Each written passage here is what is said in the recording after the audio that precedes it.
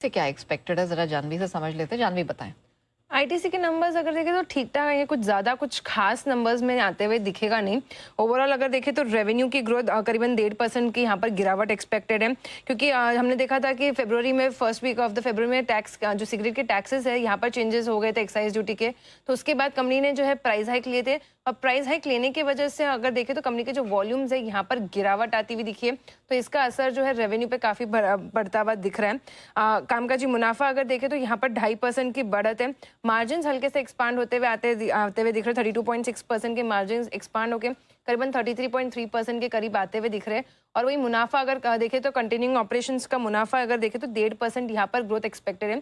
Base में discontinued operation जो इनका आईटीसी होटल्स का बिजनेस डीमर्जर हुआ था, उसकी वजह से बेस में करीबन 14,700 करोड़ का जो है डिसकंटिन्यूड ऑपरेशन से प्रॉफिट था। तो उसे हटा के देखें तो करीबन सिर्फ 1.5% की ग्रोथ यहाँ पर इस तिमाही में आती हुई दिख रही है। सेगमेंटल परफॉर्मेंसेज में भी अगर बात करें तो फुल पास थ्रू कंपनी ने नहीं किया है कॉस्ट जितनी भी बड़ी है सिगरेट्स का। इसकी वजह से जो सिगरेट का इबिट है यहाँ पर हम देख रहे हैं गिरावट आती हुई दिख सकती है।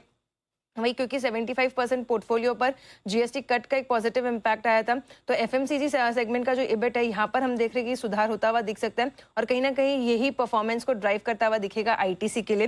लेकिन अब ओवरऑल देखें तो कंपनी की जो गाइडेंस है वहाँ पे भी नजर रखनी होगी कमेंट्री पे कि मिडल ईस्ट वॉर का क्या इम्पैक्ट कुछ होता हुआ दिख रहा है, और अब सिगरेट की प्राइजेस कंपनी कितनी बढ़ाने वाली है और कितने कंपनी के पास स्कोप है बढ़ाने के लिए वॉल्यूम्स को अफेक्ट ना करते हुए भी, तो वहाँ पर जो है वहाँ पर नजर रखनी होगी।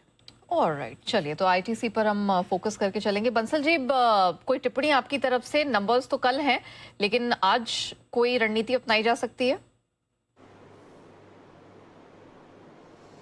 नहीं, नेहा जी, थोड़ा सा वेट एंड वॉच करेंगे। यहाँ पर एक बार डिसाइसिवली ऊपर में 316-17 के लेवल तोड़ेगा तब खरीदारी का विचार बनाएंगे। तब तक के लिए वेट एंड वॉच करेंगे। ओके, वेट एंड वॉच की रणनीति अपनानी है।